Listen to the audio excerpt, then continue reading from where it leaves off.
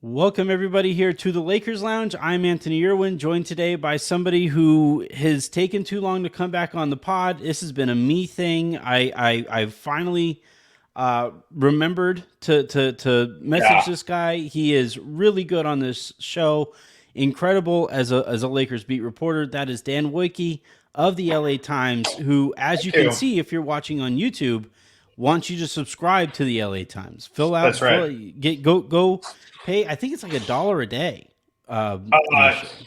Buck for like 6 months, I Yeah, think, right Buckle. now, Yeah, yeah, and yeah. and then it's cheaper after that. The coolest thing, in addition to like the online access, is in the app. It has a very good app. Hmm. And there's you can get like the newspaper, like the PDF of the newspaper every day. So if you still like seeing like how Yeah, stories how are it's like laid out. sorted in design and stuff like that, which like I enjoy, like I'll just pull it up here on my phone. It like has it like there's the There you newspaper, go.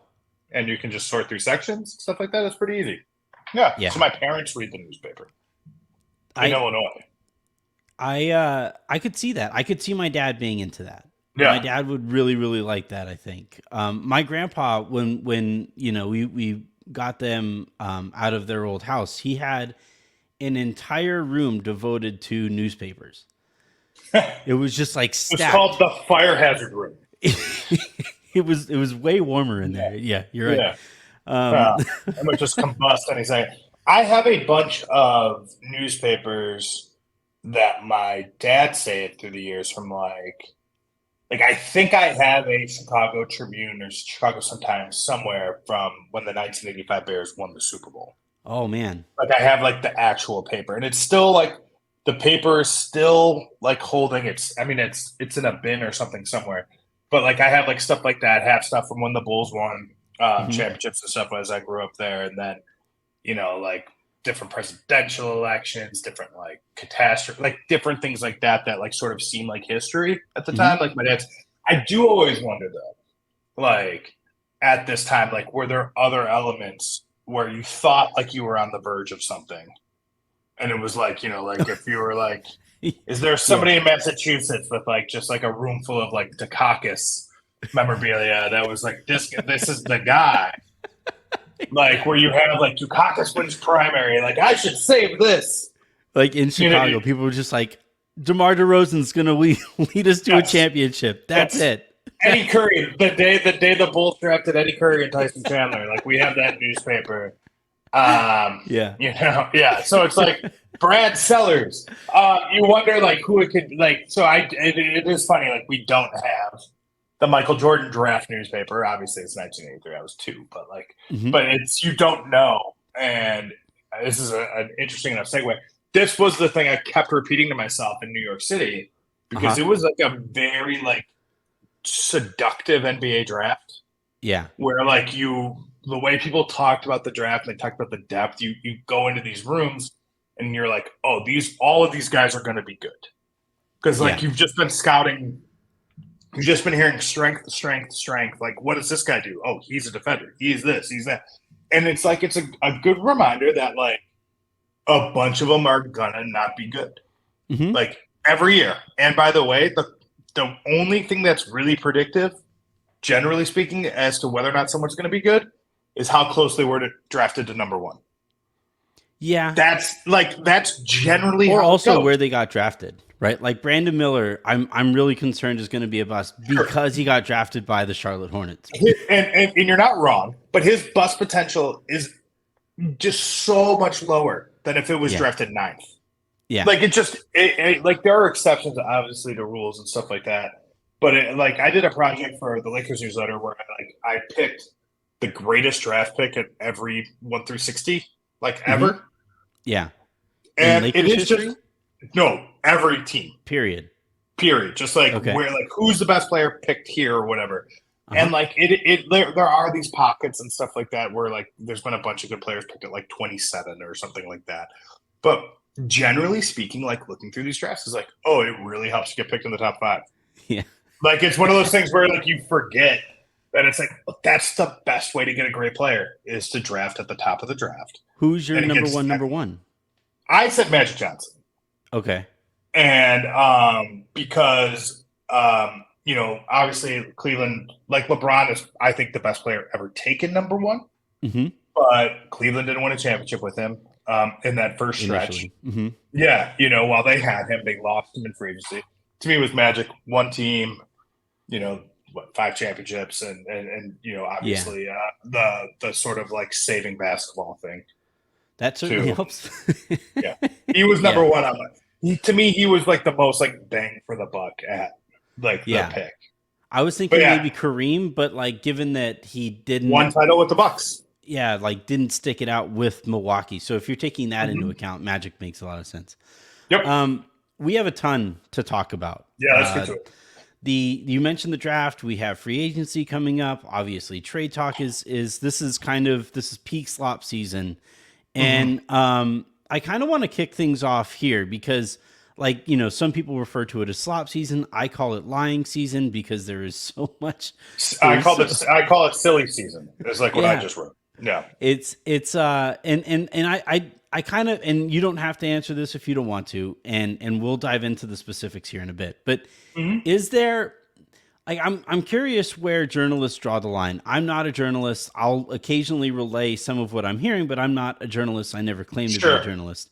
But like, is there an example that you can think of like the most ridiculous and clear lie that a source tried to slip by you that you were like, I can't do anything with this? Is I mean, last year was the notion that like Kyrie Irving was considering signing with the Lakers on the mini mid level. but that got out. That was like Yeah, that was like that the was one that I reported. was like, is that real? Like, all right, a Yeah, mini mid level, like it was like one of those things. Like I believe that like maybe was floated at some point, and yeah, then like it was like you like the information got out like between the time in which like Kyrie heard like he could do it that way versus when he could Google how much money the mini mid level was. There was like a window of time in between there yeah, where that was true. And then so it was like as soon as it was like, oh yeah, like the mini mid level, yeah, sign me up. And then it's like he was like, Wait, wait, hold on, what? what? Yeah, no, thank you. Nope, no Yeah, longer interested. Yeah. I So remember. like, I I mean, remember like that was what, but like you hear like things like that all the time. Like you hear like, I don't know. I mean, most of the people that I talk to, I mhm, think I have good enough relationships with that like nobody's just gonna like flat line to me, yeah, like in a way that is like that hangs um you out to dry. that either A hangs me out to dry, like I'm sure I'm being lied to, but it's Yeah, usually much more subtle. You know hmm, what I mean? It's about like, contract ranges and perhaps like interest from like if someone were to say like, oh, like my client has interest from like 6 teams, like maybe it's 4. yeah, You know what I mean? Or yeah, something like that. Like, I mean, there's like different levels of that. And then there's also like the sort of stuff that you hear that's like second and third handed, right? Like that's like yeah, the other stuff too. Like that for me is generally speaking where like I draw my line is like if I'm hearing it first handed, I like usually like will report it. yeah. If I'm hearing it second handed, I'll usually either follow up with it or It's I'll like a write starting it in point. a way. Yeah, like I'll write it in a way that's like a little softer than just sort of like this is what I'm hearing, like Yeah, sources say or whatever. Like, you know, like I'm trying to think of a good example of something like, you know, trade possibilities, stuff like that. Like, I mean, all of that stuff though too is like I think part of it is like as a beat writer, like I've done this now 12 years probably. hmm, Like I do sort of I know that people like this stuff. Like I really do understand and I like it too. But I also generally understand that like conversations happen about virtually every yeah. possibility. Example in case or case in point.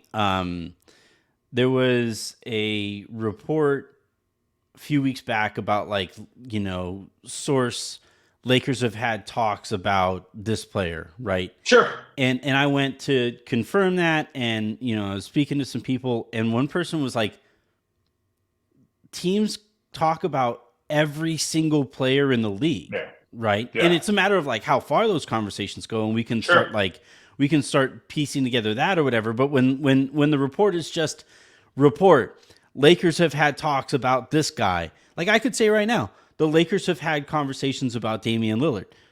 How far they went, how realistic any of that is, Sure. very, very different Yeah, conversation. they have the conversation. They look at their salaries and they say, "Okay, cool. We can't do that." Yeah, it's like, You know what I mean? It's like sort of report Kyrie Irving thinking about the mini mid level, and then he wasn't. yeah. So yeah. I mean, look, and I think that there are elements of that stuff, and like so, like whenever I like try to put together like a list where there are names or like whatever, like, I mean, I try to like have it be a little more focused, but look, like some of the stuff is, it like some of the stuff is common sense, right? Like, Yeah. so I tweeted something that like caught some like I would say, and like it was sort of sourced, but it was more just sort of like don't be surprised. So like when Frank Vogel got the Phoenix job, Mm-hmm. like I wrote like don't be surprised if he looks to the people he worked with here, Yeah. right? And it was Phil Handy, John Pastoric, and Drew Anthrop, right? Were the three names that I tweeted because those were the three guys that got retained by Darvin Ham. Yeah. Like, first of all, that got aggregated into me saying that like Phil Handy was leaving to Phoenix, which I never wrote. I said, don't be surprised if don't, because guess what? That's what coaches do. Is like you go to the people that you've worked with. Like Frank Vogel worked with Drew in Orlando. Like that's probably a call he's going to make. And if you look at that Phoenix Suns staff, right now Miles Simon too. Miles Simon. Oh, Miles Simon was another dimension. But it was like, Greg St. Jean, who was on the Lakers staff, who went to, Quentin Crawford, who was on the Lakers staff, who went to Dallas. Those two guys are now in Phoenix. John Pastoric and Drew Anthrop have gone from the Lakers to the Suns. And it's not an indictment of culture in LA. It's not a, oh my God, the sun is so much brighter in Phoenix, pun intended, I guess, because whatever. But like it is, no, it's just sort of how this works. Yeah. Like if my mentor called me tomorrow and asked me something like that, like I would consider that more than if just some rando did. Yeah. And don't be surprised if Dan Woike goes and shows some interest in the Chicago Sun-Times, for example.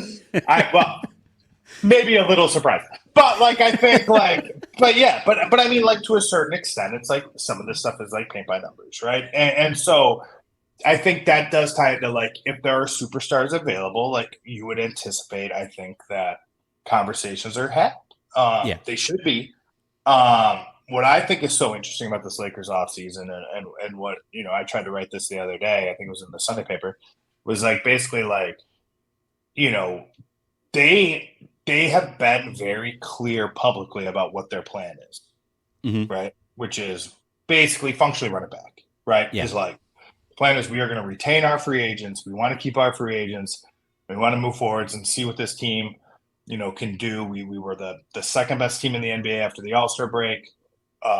Let's try to build on that with continuity. Like we are betting on continuity and internal improvement as always. I think that is probably the most prudent path.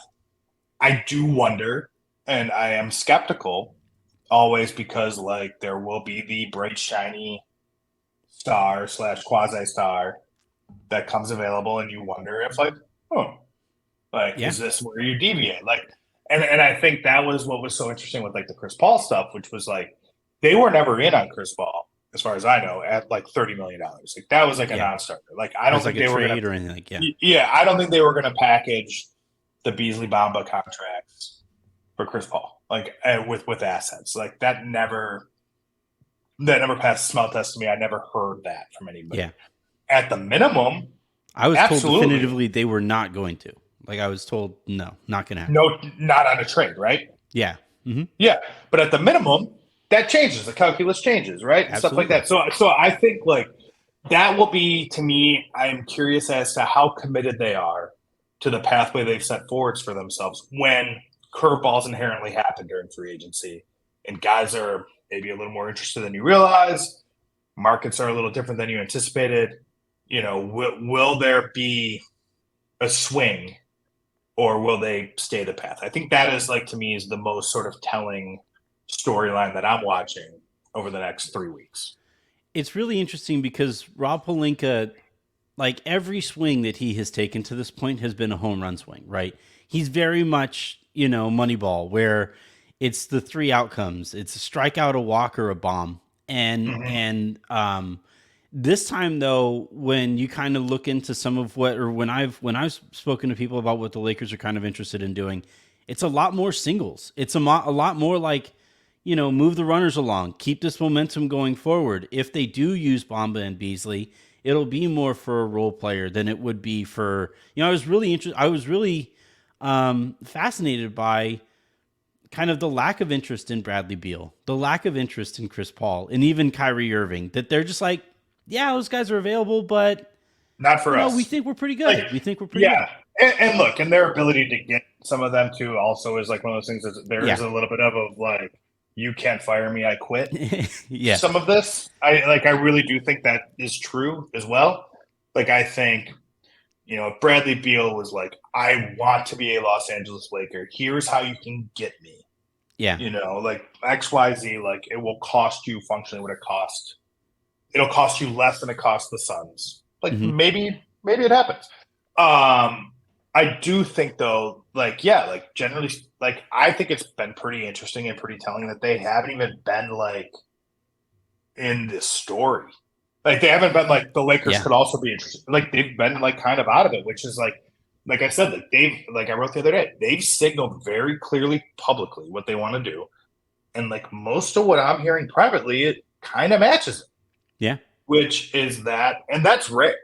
Like the story that I use, the anecdote I use in my story to like kind of lead into this was, so I followed Jalen Hood-Schifino around at the draft after he got picked. Like I Okay. like kind of watched him go from like, his different media spots and stuff like that. Like, he did do these different interviews and like all that stuff. And I kind of hung out with him for an hour or so after he got picked. And it worked really well for me because the player picked directly behind him was Jaime Jaquez, Hmm. who we also have interest with and stuff like that. And Ben Bolch was writing a story about Jaime. And so Yeah. we were talking at one point, and I told him, and I tweeted this, I want to say the day before the draft, that like Jaime Jaquez is getting like real serious top 20 interest. Yeah. Like I was talking about the Miami Heat. Yeah. Okay, like that, I was very, He's such because a I Heat draft pick. and I've been He's told, so perfectly Heat. yeah, and I've been told the Heat are going to pick him. If he is Yeah. there, the Heat are going to pick him, right? Like I had heard this from two different people, people involved in the draft that were like, this was their intel. They were locked in. And so I asked Jaime about that. I was like, I told him, I'm like, yeah, like I kind of heard like last week, like you're going to the Heat. Like, were you still like a mess today or whatever? And he was like, dude, I was shitting bricks. Yeah. Yes. Yeah. Until they called my name, like I was terrified because they could be lying. Like you don't know. And I do think like I do feel that way a little bit about the Lakers in the summer, where it is like they've said very, very clearly, like we are doing this, this, and this. Okay, well, like until that $85 million offer sheet slides across the table with Austin Reeves' name on it, and you've got to match it, like, are you really doing that? Like Yeah. until if that is what's happening, like, until you get that tax bill and you see what the tax is because you're going to re-sign Rui Hachimura and D'Angelo Russell too. Like this is what running back looks like. Are you going to give, your mid-level to Dennis Schroeder? Like, are all these things going to happen so you keep your core intact in a way that requires it to hurt in some other ways? Or are you going to be seduced by the possibility of change, which has been really the story of this team, since LeBron James has gotten here, which has Yeah. always been the grass is always greener. Even after a title, the grass was greener. Immediately after the title. Yeah. Yeah. So, Yeah. I do kind of wonder if like they've arrived here because they kept pursuing that greener grass, right? Like if they did have the amount of success that they had last year, and it can be parsed and it can be debated as far as like how legitimate that run was and if that is something that is considered sustainable or whatever. But the Lakers, and I think there are two factors that are important here. The moves that got the Lakers there were Rob Pelinka moves, right? And they were the guys that the Lakers have on their roster, had on their roster as they were going for, playing into the Western Conference Finals. Those were Rob Pelinka moves, and I know that kind of mattered. Like in An example is Alex Caruso. Wasn't really a Pelinka guy, and unceremoniously goes to Chicago, right? And I think that was a factor there. And then the other thing too is like I would hope, learn from mistakes. Is they won the championship and they overhauled the roster, and now all that is left from the championship is LeBron and AD, and I think they've kind of that roller coaster was a little too much. They got off that roller coaster and now they're like, all right, yeah, let's just let's pump the brakes at Space Mountain, and we aren't going on any kind of like Six Flags roller coasters. I think the other thing too, I'm looking this up really quickly just so I don't say it wrong. This was like a very a weird place historically for the Lakers to end their season. Mm-hmm. Like they don't really do this that often, right? Like, so when was the last time they lost in the conference finals? 1998. It had to have been like to the Spurs, right? Like it had to have been. 1998. You know what I mean? Yeah. Before that, so I know 17 for them was a crazy strange draft pick. Mm-hmm. Like the teams in general, they never drafted the teams. I think that the three players they've drafted in the teams in my lifetime were Javaris Crittenton, Anthony Peeler, and Mike McGee in like 1981 or something like that. Like when I did my and they research. traded for like, Kobe at like 14 or whatever. At 13 or whatever. 13. But like where their pick, like where they started the draft with their pick, like 17 is a weird place for them. Yeah. Because they're usually in it like to the end. You know what I mean? And they're picking in the mid to late 20s or worse, or they've been in a rebuild. Mm-hmm. And so like I do think like after a championship, like there is like that immediate like, how are we going to defend? Mm-hmm. How are we going to repeat, right? And like part of that like does sort of necessitate you being like, well, we need to be better. Yeah. And I think that sort of mentality is like what led to moves. By the way, moves that sort of worked in a short term, derailed by injuries, and who knows how that season ends differently. I think that roster was worse than the year before, probably in some ways, but definitely more talented. Mm-hmm. More talented. The pieces didn't fit. Yeah. Like, I mean, I think hindsight will say like, like how valuable would Montrezl Harrell have been as like a playoff contributor? Like I think the answer is probably not very. Yeah. Based on what we've seen before and after. Yeah. But I still think like that. I mean, that team was very good prior to the LeBron and Anthony Davis injuries. And I think like so then that season happens and it doesn't quite get the way you want, their injuries and stuff like that. So you're like, well, we've got to be better. We've got to pivot again. And then obviously it doesn't work, and then you change again. Yeah. This has been like sort of the first like where it's like the natural common sense thing to do. Be like, let's just do that. Like the path of least resistance is actually probably the best path here. And so that does like lend itself to the argument that they will look pretty similar next year. Mm-hmm. Here's the other reason why is because like if you do kind of go that way, it's also a pretty changeable group. If you needed to make moves, if you needed to put together stuff, if you wanted to chase a star, like it does have like the numbers lend itself to it in a way that if you have just one guy making $45 million or $40 million, it doesn't. Yeah. I that last point is really important. You also mentioned something in passing that I'm not going to let slip, but you mentioned the possibility of giving Schroeder at least a chunk of the taxpayer mid-level to bring him back. Is that something that you're hearing? Is that something I've wondered? I think there is a it's not necessarily like I've been told that is like the plan or anything like that. Yeah. I think it is more like, okay, so we can look to Darvin Ham's past, right, and see how Milwaukee was able to retain Bobby Portis, right, and stuff like that. So we can look to that, and like we also know how Dennis feels about Darvin, how Darvin feels about Dennis, and I know like being around Schroeder last year a lot, like seeing his sort of value. I think he's someone that they would value in that situation. Yeah, absolutely. And so I think that would be somebody that they would look to, but like it's also. His market is going to be really interesting because it is sort of a soft point guard market. And, it would be easy to imagine a team that needed, it would be on one hand, it would be easy to imagine a team that needed some backcourt help to look to Dennis Schroeder and say like, okay, like here's $50 million, like we have cap space, like come be a part of what we're doing. But then you start to like look at the cap teams, Yeah. and it's just weird. Spurs and the Like I don't think it's going to be the Rockets. Rockets. Like he was just there, right? And like Yeah. that didn't end very well. The Spurs certainly possible. But like they also like their point guard situation too, and their timeline is not. Dennis Schroeder.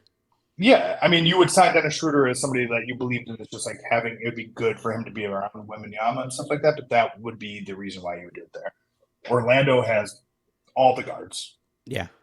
Yeah, they have guards and bigs. Detroit has guards. Mhm. So, is that I'm just spitballing, like this isn't me to be aggregated or anything, but like I don't know, like does Toronto would Toronto make sense for him if they lose Fred VanVleet? Like I could see that. Yeah. But I mean, I think the Lakers situation is a really good situation. Yeah. And I think particularly in a world in which you are re-signing D'Angelo Russell as well, like I think having a capable starting level backup / potential starter, like that makes sense to me. Yeah. If you're going to go continuity, you go continuity. But like I haven't really gotten totally in the weeds yet, like weirdly enough on Laker free agency, just because I was just super in the weeds on Laker draft. And like I said, they've been so clear with like their path. They've just been like very like, oh yeah, like this is what we're doing. Like there's not much to say.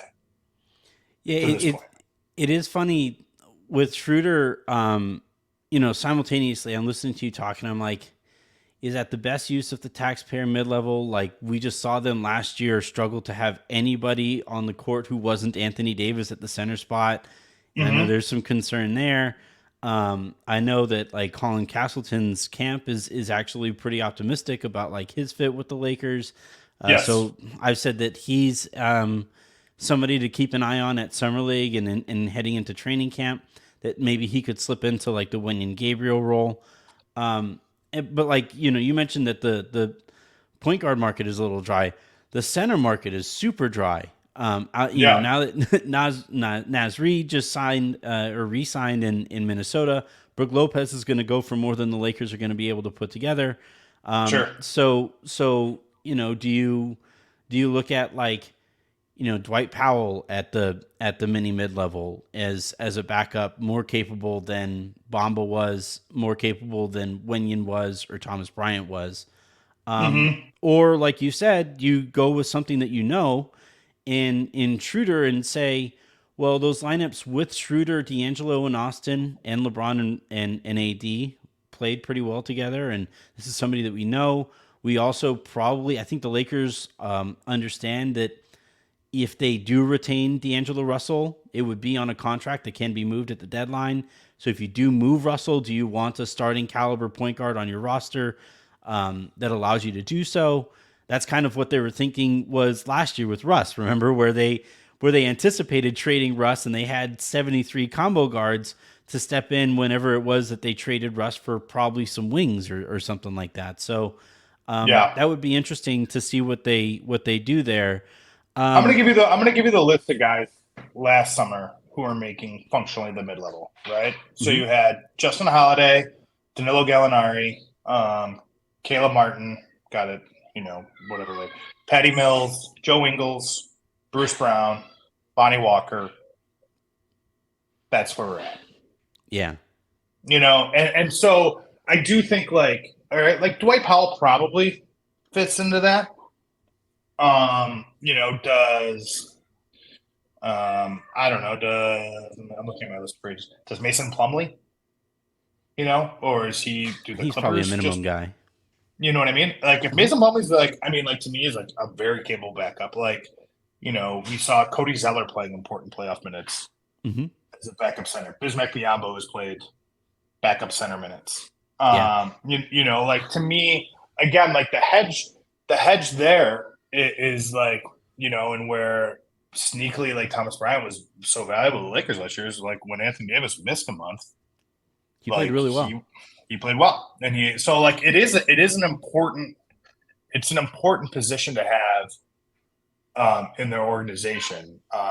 The question just sort of becomes as to like how important, right? Like you have Yeah. limited pathways to do this, and I could see them using that spot on a big. I always thought Nas Reed was a little optimistic. Yeah. Super valued. Like Yeah. I mean, look at what Minnesota gave him. Also, like I mean, there would have been 5 other teams easily lined up to give him that contract, if not Hmm. 15. So you He look went at for that backup. slightly more than the non-taxpayer mid-level, Yeah, which was, yeah. the You look Lakers at don't have the. I access to. mean, you look at the list of free agent centers. I'm pulling this up right now, and it is like I mean, you're not going to sign Brook Not Lopez, inspiring. probably. You're not signing Pirtle. You're not signing. I mean, Mason Plumlee's a maybe. Thomas Bryant is probably not coming back. Andre Drummond, we've been there. Jack Landale is probably getting re-signed.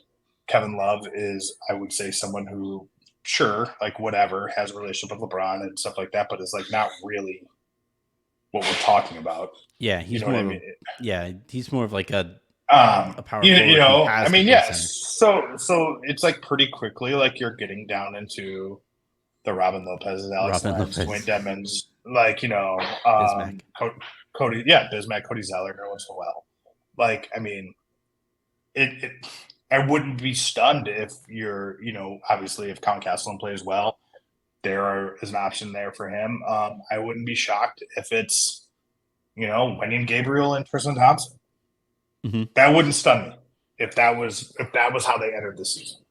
Yeah, it's funny. Like I'm having, there are all these questions and follow ups that I have, and it all just does arrive at the same place. It's like the Lakers are telling us this is what we're thinking about doing. They are saying it clearly in ways that, by the way, like they haven't historically. Nobody does that. Mhm. Nobody ever just comes out and says Well, like, it's because "Yeah, that's what we're it's so doing." aligned with it's mostly aligned with common sense here Yeah, too, right? Which was, I mean, we heard Rob Pelinka, and oh boy, this is a great buzzword. Like, the Lakers in pre-agency, yeah, right? Like, this has not been. I mean, people have known this free agent class is what it is, and quite frankly, the next one too. Like, there is sort of a feeling that it's like, okay, like, yeah, so how much better can we get now? If you get into the world where guys are taking pay cuts or you're doing sign and trades and stuff like that, then it can get a little more interesting. hmm, Certainly. You know what I mean? Like, I think there are guys that would make sense for the Lakers. I hesitate to like name all of them, right? But I mean, like Brook Lopez would make a lot of sense for the yeah. Lakers. You Perfect know what I mean? acquisition. Yeah, and like, I mean, he would be easy to Photoshop into a Laker jersey. We already have that ability. Uh huh. You know what I mean? Like, to me, like he's a guy that, okay, well, like, what are the pathways? You know, um, certainly there are more pathways I think that make sense for him than say like Christian Wood. Yeah, yeah. But who knows? And like in Brooke Lopez's case, like the Lakers can just like forward him the email again and again and again and again. Hey, we fired Luke Walton. Just a heads up, like he's not here anymore. You Do you don't have remember to Darvin worry. Ham? You like Darvin Ham. He's still here. You Luke not like here. Darvin. Darvin here. Yeah. So Yeah. I mean, like there is like a pitch to be made, I think certainly, and I wouldn't be surprised again if they have that conversation. It's just a matter of like, okay, like how feasible is it? I mean, is somebody really going to be leaving $10 million or so on the table? I Yeah. mean, if he's just as valuable in Milwaukee, He's already you know what won I a mean? championship too, by the Yeah, way. Like, yeah, like if you normally those guys who take that kind of a hit are willing mhm. to take that kind of a pay cut are doing so because they haven't won, and he's won. Yep, So yeah, yep. So, like I said, I was having a conversation with somebody today, and I was just like, I think I said I'm like braced mostly for a pretty boring free agency, yeah, like all things considered for the Lakers, like in the sense that it's like a lot of resignings, as much like sort of like future flexibility as you can hold on to, that allows you to pivot should you need to. yeah. I think they wind And up bringing back Bamba and Beasley for that reason. Like after the draft, I was told that it's probably more likely now than it was heading into it that Bamba and Beasley start the season on the Lakers because those are expiring contracts that can be moved at the deadline for a $30 million Sure. player. Or in the offseason too. Yeah. You know what I mean? Like I think that is certainly would be something on the table as well. I mean, I haven't heard anything like super firm on that front yet. I think that Yeah. there is like, you know, again, like I do think that Malik Beasley is somebody that it's not hard to squint and find a role for. Mm-hmm. You know, he did not play very well down the stretch last year, and his shooting was too inconsistent. But maybe more comfort with the team and stuff like that. Like he returns a little bit into the, to form. I would say on that front, that's certainly, that's. I think most people tend to think Lonnie Walker will find a new home. Yeah. Although certainly that could happen, I guess. But like, I think a bigger role, a bigger opportunity for him seems like probably the next logical step. But yeah, I mean, I could see a world. I mean, I think like, and I've been one of these people who's been very optimistic on Max Christie, but like, there's no guarantee that we walk in on day one and it's like, here are the shooting guard minutes, the backup shooting guard minutes, Max Christie. I mean, like Malik Beasley's on your team. Like you could very credibly play Malik Beasley backup guard minutes in the regular season. Yeah. No, so he's like last year, he was like the 13th man, right? Which is usually the case for second round rookies. And then I headed into this season and I was thinking to myself, like, I could see him as like the 9th or 10th man, And I bounced that off some people and they were, and I've had somebody optimistically say, I could see him as 7th. He could be our primary shooting guard by the end of the end of the regular season. And I really like the player. I never saw him on the court last year. It looked like he didn't belong. So I could see it. I'm just hesitant to like go that far with the second round pick in his second year. No, that's what I mean. And that's the argument for keeping a guy like Malik Beasley too, is because like if Max Christie like usurps him, then you have $16 million that's easy to trade off expiring that you can use to plug whatever other leaks you're going to have, because this team will have leaks. Like it will. It may need help in the front court. It may need point guard help. Could need, a wing. Certainly all of that stuff is totally in play. I mean, I guess that's all the positions. But like, yeah, I guess like, they might need some kicking help too. Sure, yeah, right. Blocking is going to be very important. Special teams is a mess. Yeah. So yeah. I mean, I think you're right. It is that will be sort of. I mean, look, the draft to me was like test number one. Was like, are you doing what you're saying? And look, and I think they were involved in conversations, certainly. Yeah. And there were players that they liked that they didn't get and that they didn't draft. You know what I mean? I think Kobe Buffkin was a guy that they really liked. I think they really liked Derek Lively. Yep. You know what I mean? And stuff like that. And they didn't. But I think they really liked Jalen Hood-Schifino too. Like they were very comfortable making that pick. I think that they, considered options as mostly moving back and picking up more picks. I think was, and some discussion about players and stuff along the way. But nobody that you would feel like, oh my God, the fabric of the Lakers is changed dramatically. I'm talking about role players, like not Miles Turner, like role players. Yeah. And I think Royce O'Neal, Dorian Finney-Smith. Yeah, exactly. That's like, you know what I mean? And I think like, and those are conversations that they can continue to revisit, by the way. And as the team needs to, be massaged here and there, and I think they will. But it just, that to me, like the first test was like sort of like, yeah, they're like about what they're saying they're going to be about. And now the next test, one of the interesting things will be like, okay, well, like what happens here is they, are they able to push back a Bamba guarantee date? Are they able to,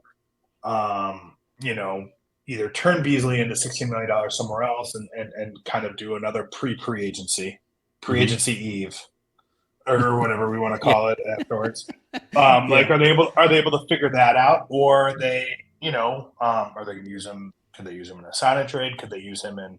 They have different options. They can bring him back at a lower number. He's 16 right now. They can opt out of the contract and bring him back at like 6 or 7. Yeah. Sure. Yeah. And operate as bird rights and stuff with him. And so I do think like all of those things are interesting options.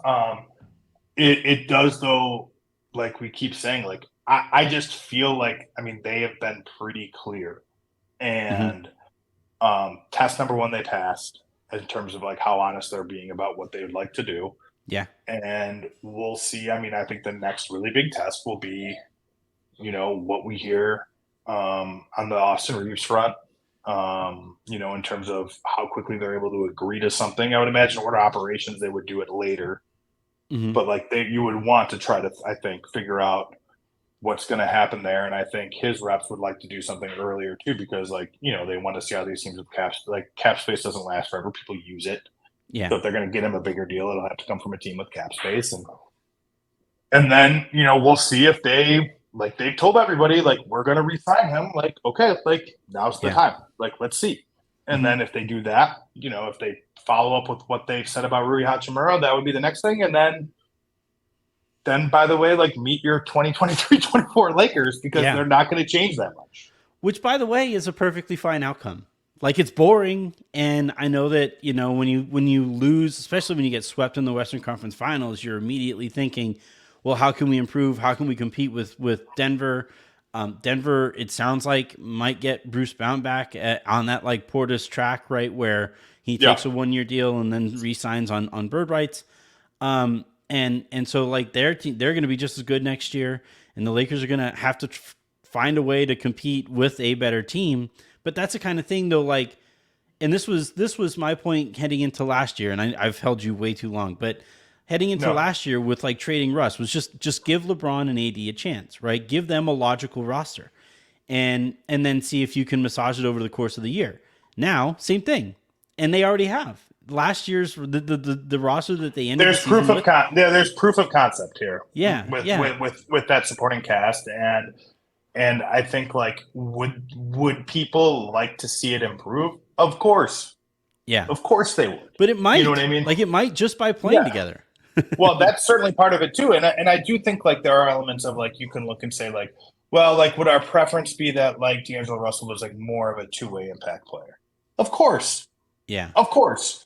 Find me So the with the two-way impact Lakers. guard. Yeah, find me the two-way impact guard you're going to replace him with. Who is it? Yeah. You know what I Yeah. mean?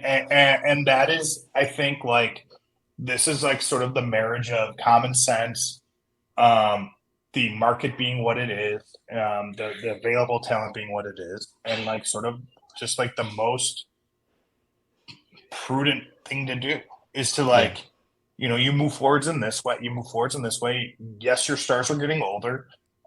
You keep your core of rotation pieces younger then. And Hmm. then if you need to move in one direction or the other, like you've got options. Yeah. All right. I have held you way too long here. Again, No, this that's was a good Dan Woike. conversation.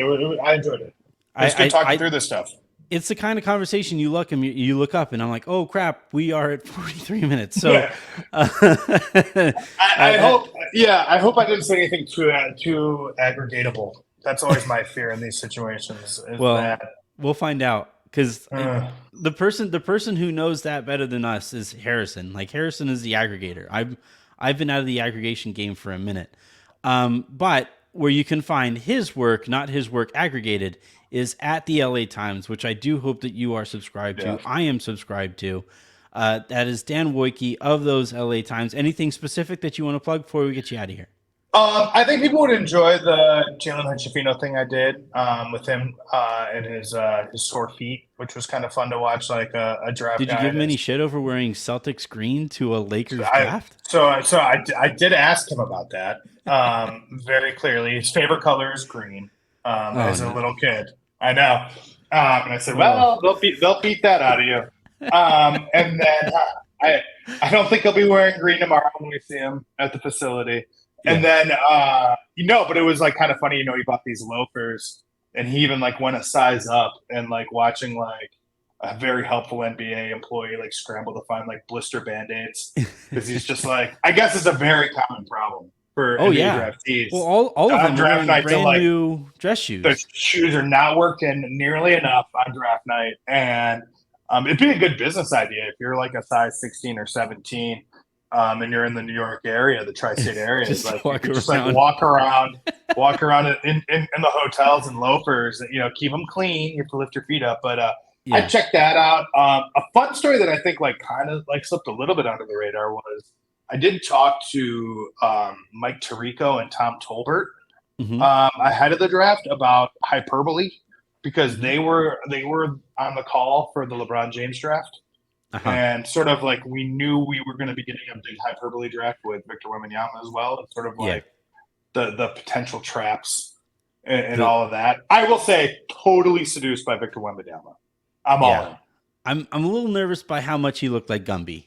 I'm like it just it made me a little So nervous. I think he looks sort of like Jacob Adultman from BoJack Horseman, where it's like the two kids in a trench coat. Yeah. Like that's, but a real quick Wembanyama thing. Like I think one, I feel guilty because there's nothing worse. And I remember Pop once talking about Boban this way, where it's like Boban's the biggest person. He walks in every room, and all everybody wants to talk about Boban is how big he is. But he's like this incredibly special person, Yeah. and he's this three-dimensional person. All everybody talks about is one dimension, right? That he's tall. I hesitate to always talk about how big Victor Wembanyama is for the same reasons. Like he seems like a Hmm. very nice kid. I'm sure, he likes to do things. He was, what he said about breakfast tacos was brilliant. And he's Yeah. very charming. That being said, I watched him sign autographs as he walked through the tunnel at Barclays Center and reach up to like grab a jersey or something like that. And it looked like he was on stilts. It was one of the craziest things in a room full of tall people. Yeah. Like Yeah, you are these aren't constantly told that like, I mean, I'm so used to seeing 6'10" people. It's crazy, right? In my everyday life. yeah. I see Victor Wembanyama and like my head explodes. Like I'm always like, why does he not have an extra set of joints? Like how can one Should how have two can one knees. knee how can one set of knees support like the longest shins of all time? Like that to me it was crazy watching him walk around the draft. And handled it so gracefully. If he stays healthy, the NBA will make a bajillion dollars off of him. Yeah. Great, it seems like a great kid. I'm all in on him. Yeah, you're in a good market. You're gonna be a I Spurs fan, Anthony. How do you feel about this? well they might there's like a whole bunch of talk about them potentially moving to Austin. Like Correct. coming up here. And if that happens, my children are definitely going to be Spurs fans. There's nothing I'm going to be able to do about it. He's going to be the most like in prodigious talent in the league in a minute. And I love, like he just said, yeah, I'm playing in summer league for the Spurs. He's drafted by the Spurs, the management team, and he's just Again, like, again, I'm playing. I will believe all of that when I see it. I think he will Yeah, for sure play at least one game. yeah, Well, I am not counting on him, say, at the California Classic. That would be my. That would be Probably not. my. I am not counting on that.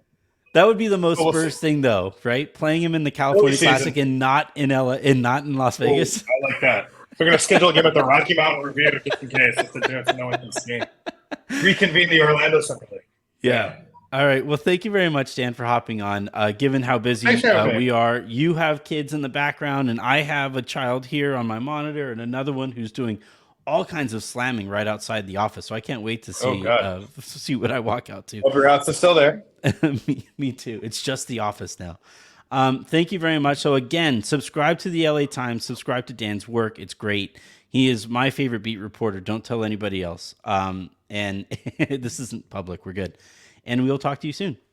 Thanks, Anthony. Appreciate you.